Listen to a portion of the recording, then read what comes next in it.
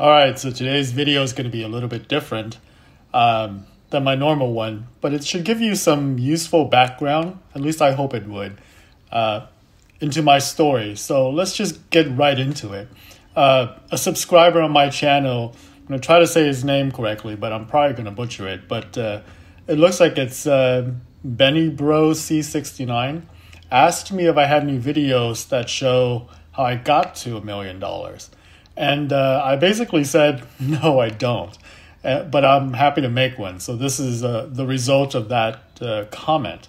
But in addition to that, someone else had mentioned to me, that I should show what happened when I started. Just because where you end up is not necessarily where you started. And I can spend, hours talking about this. But in the interest of time, let's just say that I have more than a couple of millions and less than 10. So I've really done well for myself. And I don't say that to brag or to flex, but I am quite proud of it because, I came here as a refugee from another country, as one of the boat people from Vietnam, with really nothing on my back. And I've become a self-made multimillionaire. And I'm really proud of that. And, part of the reason that I do these videos is to show the next generation of my family, I have 5 nieces and nephews, how they should manage their finance and invest. That's how this whole thing got started. So that's where it really came from. So it's not really to flex, but I am proud of it because it's quite an achievement. There's no denying it. If you want to know the long and short of it, it's basically just saving diligently over a long period of time, investing it, and having a fair bit amount of luck. So why don't we hop right into it? So in the 90s, I graduated high school in San Diego, California, and applied to a bunch of UC schools and got into all of them. I think it was UCLA, Berkeley, UC San Diego, and I want to say Irvine. But I ended up going to UC San Diego because we had family business and we kind of needed all hands on deck. So I went there, majored in economics, and ended up finishing in 1998. So I took a little longer than I would have liked because I entered university in 1993 and it took me 5 years. I started as a pre-med bioengineering, but then I switched because I just figured it wasn't for me after having an internship at Scripps Clinic and all of that. Didn't even tell my parents, but found out that the major I could switch to with all of the math background that I had from bioengineering was econ. So I graduated in 1998, didn't actually get my diploma until 1999. I actually missed out on graduation, quote unquote. I think that year Bill Clinton spoke at UCSD at our commencement, but that's neither here or there.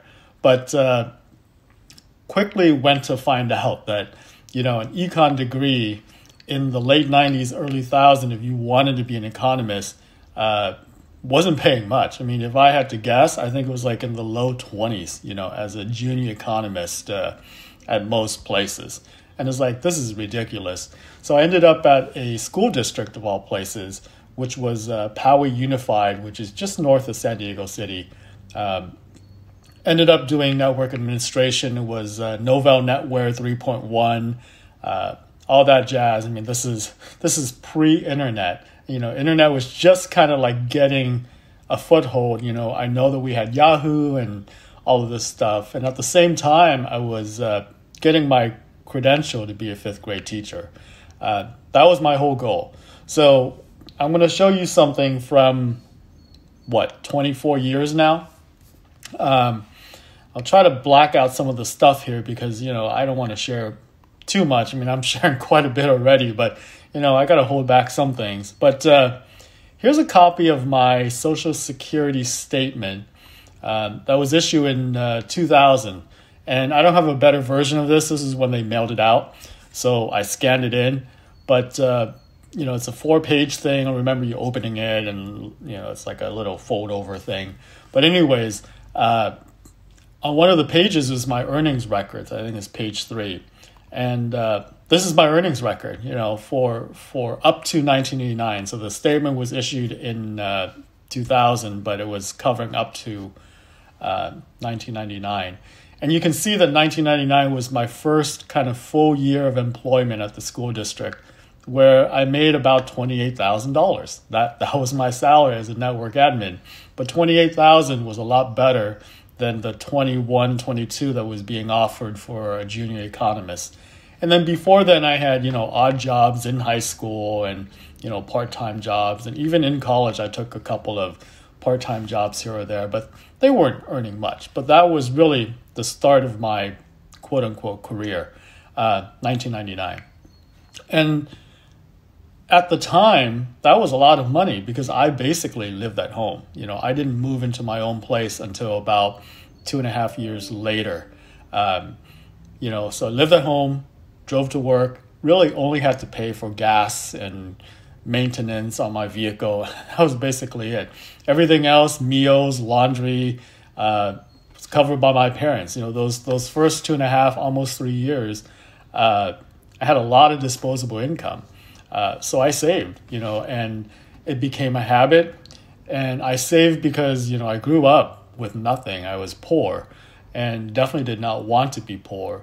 And because my family had achieved the middle class success of forming a small business and putting the kids through college and all of that, I know what was possible, and I didn't want to go back to where I was. So saving and being frugal was always in my blood. And what happens is that, if you do it long enough, it becomes a habit. So how do I get to $1 million? Well, with almost $2,000 a month of income and not a lot of expenses, I could save quite a bit. And I did. And it's just that savings of, $700, $800, $900 a month outside of retirement accounts for the past, so if I started in 99, this is 23, for the past 24 years, and getting market returns has been a godsend. It's made me most of what I have now in terms of my equities and investments, aside from my primary home. Some of that was luck because I certainly did get a lot more than the typical average market return, which they say is 9.5% over the long term. I think I actually ended up getting a little higher than that, maybe in the low double digits, mainly because of timing. So this is the bit of the luck factor that you're not going to have control over. It's going to be what it is. But the reason I was lucky was that 1999, 2000, 2001 was the tech bubble. And I got sucked into it a little bit, but not very much, and actually lost some money. You'll see it when I show my tax returns. But fortunately, not a whole lot, and nothing that I bought as individual stocks actually went bankrupt or anything like that. I had Qualcomm, Adobe, Xerox. Xerox didn't work out, but they didn't go belly up. But those were the days where, I didn't know a whole lot, but I was still putting money into the market, investing, buying individual stocks and whatnot. But what helped was that I was buying and accumulating, even though, the bubble was going up and crashing and stayed deflated for like a decade, right? I just kept on adding money to it. And once the recovery started, I had this huge nut that I had built up over the years that just went along for the ride. That's kind of the luck part of it. And, over time, I learned more things and began to take less risk, move more towards index funds and things like that, because at a certain point, I crossed the 7-figure mark in net worth. And that was when I kind of took a break and kind of said, okay, I've partially won the game. I mean, not really.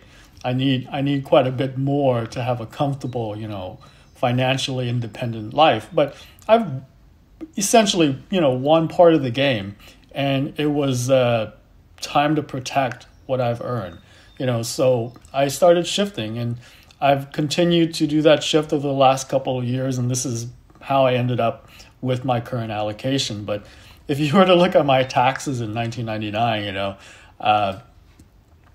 I had the income, I had some interest, I had some, taxable refunds, but then I had a $3,000 capital loss, right? That reduced my taxable income. So I paid almost like nothing in taxes. I think I actually got like a small refund that year.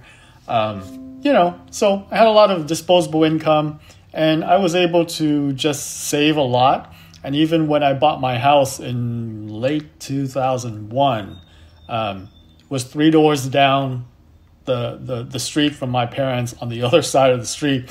But it was, a pretty wide street, and houses were spaced out. So I didn't even see their house. I lived around the curve, but they were just right there. When I moved out, I just told my mom I bought a house, when she asked me what happened today.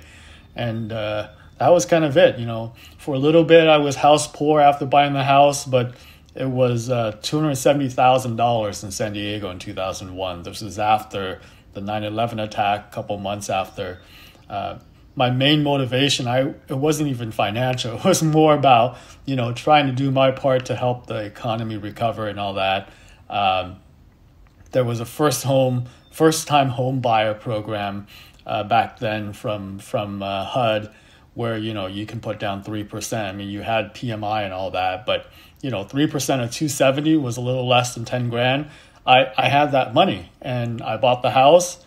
I was scared shitless, but it all worked out. I continued to save, became house poor for a little bit, but at the same time, my income went up, and just kept on aggressively saving. But I'm living proof that you can start with a very low salary.